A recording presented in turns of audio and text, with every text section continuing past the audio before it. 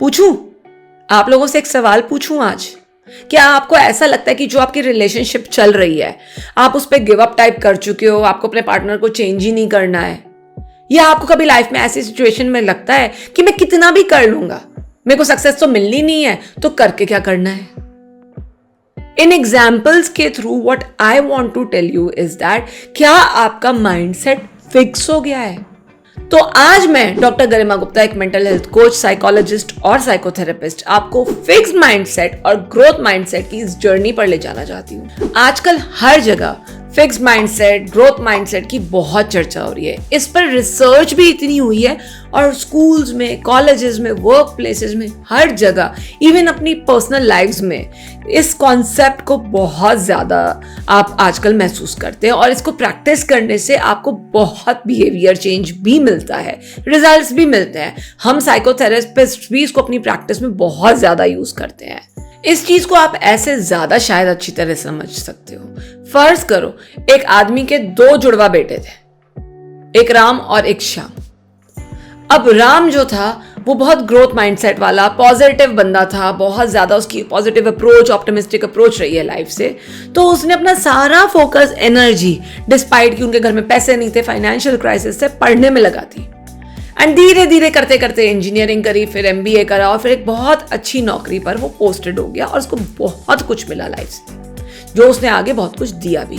वहीं उसका जुड़वा भाई श्याम, वो अपने फादर की तरह अल्कोहलिक हो गया। उसने सोचा मेरे फादर क्या ऐश काट रहे हैं, सारा दिन घर में पड़े रहते हैं, उन्हें कोई काम नहीं करना होता, कितने आराम की जिंदगी है। उसने वही रास्ता अपनाया, उसने अपना अल्कोहल का सहारा लिया, अपनी लाइफ खराब कर दी। उसने ना पढ़ाई की, ना कुछ किया, और फिर वो एक एक पैसे के लिए अपने भाई के ऊपर मोहताज हो गया। आपको किसका माइंडसेट ज्यादा अच्छा लगा, किसकी सोच विचारधारा ज्यादा अच्छी लगी?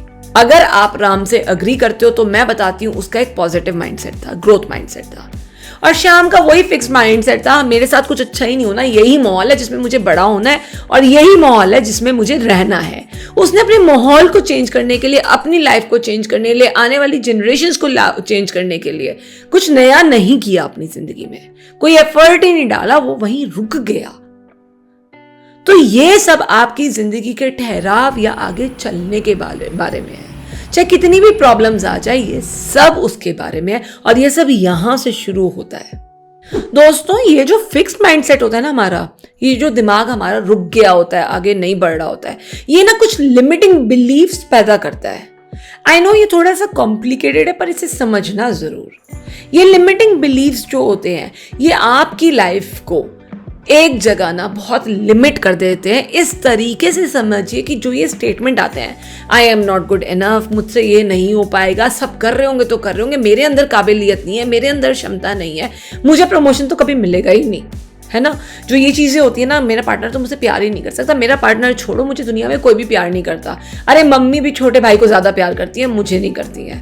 ये जो आपके माइंडसेट में ये जो नेगेटिव बिलीव्स आते हैं, लिमिटिंग बिलीव्स आते हैं, जो आपको विश्वास करने पर या आपको किसी पर भरोसा करने से रोकते हैं या खुद पे सबसे ज्यादा भरोसा करने से रोकते हैं, ये आपके फिक्स्ड माइंडसेट की पहचान है।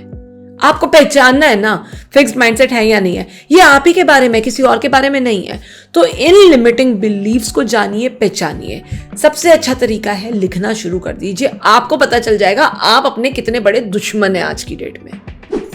और इसके एंटायरली ऑपोजिट फीलिंग्स यही होती हैं, मेन फीलिंग्स हमारे अंदर ही होती हैं। ग्रोथ माइंडसेट कहता है कि अगर फिक्स माइंडसेट कह रहा है ना कि मैं डांस नहीं कर सकती, तो ग्रोथ माइंडसेट वही मुझे चैलेंज करेगा। माना तो डांस नहीं कर सकती, थोड़ा सा तो करके देख, कोई मेडल तो मिलना नहीं है, कोई कंपटीशन तो है नहीं, एटलीस्ट करके तो देखो। ग्रोथ माइंडसेट आपको मोटिवेट करता है, आपको परस्पर आगे बढ़ने की क्षमता देता है, शक्ति देता है। वो ये बताता है कि चाहे जिंदगी में कितनी भी खराब सिचुएशन हो, कुछ तो अच्छा निकलेगा इससे। सिर्फ इतना सा ही डिफरेंस है फिक्स्ड में और ग्रोथ में। फिक्स्ड आपको रोक लेता है, ग्रोथ आपको उसी सिचुएशन में मोटिवेट करता है। शायद आप इसको और अच्छी तरह समझ गए होंगे। अब मैंने अभी एक कोट सुनी थी माइंडसेट के बारे में, बहुत अच्छी, जो मैं यहां शेयर करना चाहती हूं।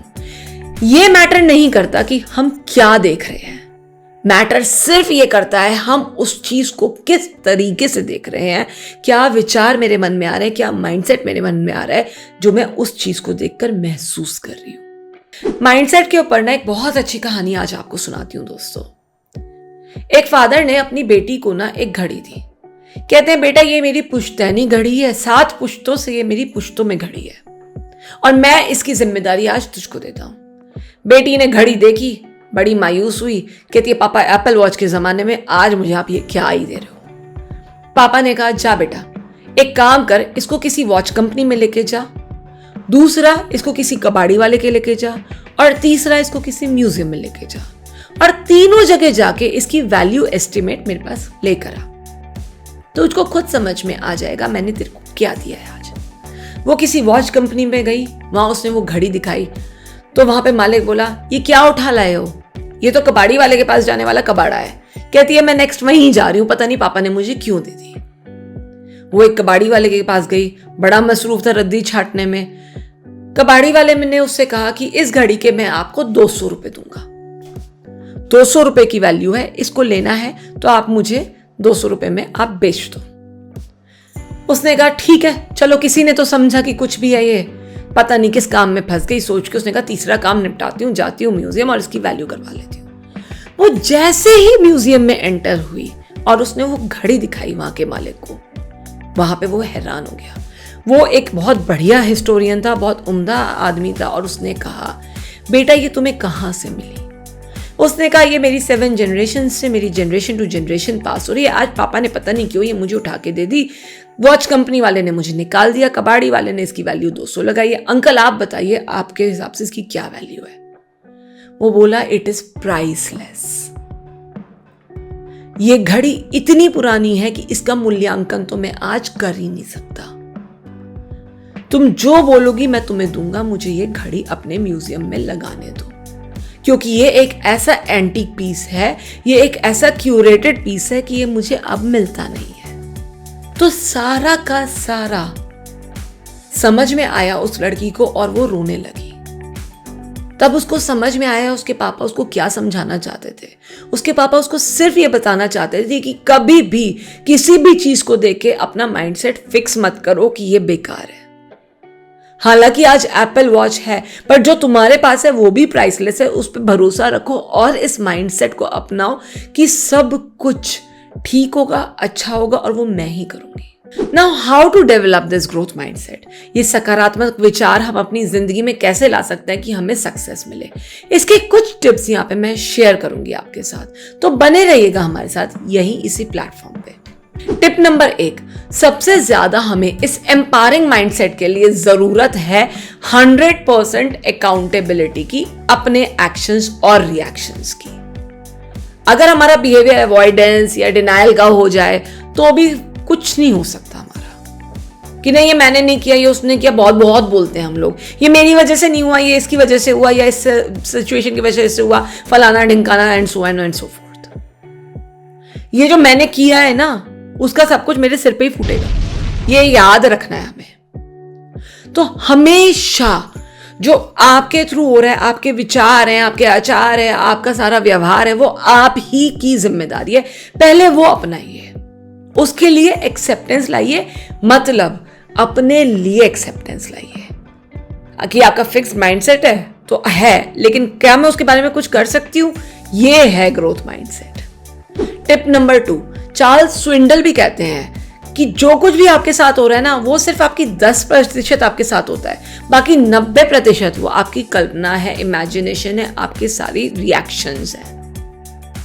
मैं वहां जाऊंगी तो मेरे साथ ये हो जाएगा, अरे मैं गई हूं वो इंपॉर्टेंट है, उसके आगे जो होगा वो 90% सिनेरियो मैं अपने माइंड में बना लेती हूँ कि मैं उस मीटिंग में जाऊंगी या मैं उस पार्टी में जाऊंगी, लोग मुझसे बात नहीं करेंगे, या मैं कैसे कहूंगी, मैं क्या पहनूंगी, मैं कैसे खड़ी होंगी, वो सब मेरे दिमाग में है, वो सब मेरा माइंडसेट है जो मुझे कई चीजें करने से रोकता भी है। टिप नंबर 3, माइंडसेट शिफ्ट करने के लिए rewiring of brain, reprogramming of brain बहुत जरूरी है। थोड़ा सा आपको क्रिंज लगेगा पर इसको करने के लिए सुनी सुनाई बातें हैं जो आपको करनी बहुत जरूरी है। मेडिटेशन करिए, अपनी फिजिकल एक्सरसाइजेस पे ध्यान लीजिए, अपने मल्टीविटामिन्स लीजिए, अपने ऊपर सेल्फ केयर कीजिए, अपने आप को खुद को शीशे में देखकर अपनी तारीफ कीजिए और जर्नलिंग कीजिए। इन सब चीजों को करने से पता है क्या होता है, हम खुद को एक्सेप्ट करने लगते हैं, खुद की एक्सेप्टेंस बढ़ती है, खुद के फेवरेट भी होते हैं, जैसे कि ये। तुम अपने आप को बहुत पसंद करती हो? बहुत, मैं अपनी फेवरेट हूं। अब मैं आपको माइंडसेट शिफ्ट का एक एग्जाम्पल देती हूँ। ये 500 का नोट किसको चाहिए? सबको चाहिए, राइट? कोई भी मना नहीं कर सकता कि मुझे आज 500 रुपए मिल रहे हैं। अगर मैं इसे क्रश कर दूं तो भी इसकी वैल्यू उतनी ही रहती है। चाहिए ना, अभी भी चल जाएगा काम, क्योंकि इसको खोल के आप इसके साथ आप इसको इस्तेमाल कर सकते हो। पर अगर इसमें बहुत ज्यादा क्रश करके इधर उधर कचरे में फेंक देती हूं तो भी आपको चाहिए। हाँ, आप कचरे से निकाल के इसको वापस ले लोगे। पर अगर आपने इसको कचरे से निकाल के वापस लेके इस्तेमाल कर लिया, गंदा हो गया, झाड़ दिया, राइट?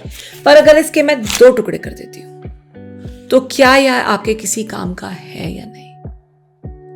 यह अब आपके किसी काम का नहीं है। तो इस 500 के नोट की वैल्यू तब तक थी जब तक ये आपके काम का था, ये फिक्स नहीं था, फटा हुआ नहीं था, ये ग्रोथ प्रोग्रेस पे था। जब इसकी वैल्यू 0 हो गई है, जब इस विचार का, इस आचार का, इस बिहेवियर का कोई फायदा ही नहीं है आपकी जिंदगी में, तो ये किसी वैल्यू का नहीं है। इसी तरीके से फिक्स माइंडसेट भी आपकी लाइफ में कोई वैल्यू नहीं रखता है। पहचानो उसको और निकालो उसको बाहर। अगर आपसे ये नहीं हो पा रहा है तो tip number 4, seek help. Help लेने से, अपनी फैमिली से, फ्रेंड से या प्रोफेशनल हेल्प लेने से आप इस चीज से बाहर निकल सकते हो, क्योंकि शायद ये आपको मेंटल हैरेसमेंट भी दे रही है। आपका अपने आप पे से कॉन्फिडेंस हट रहा है, लो सेल्फ एस्टीम हो रखी है और आपको अपने आप पर विश्वास कम हो रहा है। आप खुद ही के दुश्मन बन के बैठे हो। तो सीक हेल्प, ताकि आप अपने माइंडसेट से दुनिया तो जरूरी जीत लेंगे। टू कंक्लूड, ये माइंडसेट शिफ्ट करना उतना आसान नहीं है जितना मैं बोल रही हूँ, क्योंकि हमारी एक लाइफ के पैटर्न्स हो गए हैं जिसमें हमें चलने की, कंफर्टेबल रहने की आदत पड़ गई है। हमें डर लगेगा, अरे हम ये क्या सोच रहे हैं? पर दोस्तों याद रखना, डर के आगे जीत है। अगर आज इस जीत में आ गए आप, आज इस मुकाम पे आ गए आप, आज इस डर से आगे आ गए आप, तो आप ही की जिंदगी ब्यूटीफुल हो जाएगी, just like beautiful flowers around you. महकने लगेगी, खुशबू आने लगेगी और आप भी पॉजिटिव लोगों को अट्रैक्ट करोगे। आपसे भी लोग मिलना चाहेंगे, क्योंकि आप तो हमेशा आगे बढ़ने पे फोकस रखते हो, और वो भी सबको साथ लेके। ये नहीं कि इस रेस में कोई पीछे छूट रहा है, सब साथ चल रहे हैं। आपका माइंड सोल्यूशन फोकस्ड है। आप अपने लिए इतना सोचते हो ताकि आप औरों के लिए भी उतना सोच सको। तो इस माइंडसेट शिफ्ट करने से आपको और आपके चारों तरफ के लोगों को, एनवायरनमेंट को, सबको फायदा है। आपकी वर्क एफिशिएंसी भी बढ़ेगी, आपकी एक रेप्यूटेशन भी बढ़ेगी, आपकी समाज में रिस्पेक्ट और खुद से भी रिस्पेक्ट बढ़ेगी। और अगर आपको ये वीडियो अच्छा लगा तो please do like, subscribe and share, और इसको आगे से आगे बढ़ाइए। और फिर मिलेंगे, जल्दी मिलेंगे। तब तक के लिए साइनिंग ऑफ बाय, डॉक्टर गरिमा गुप्ता।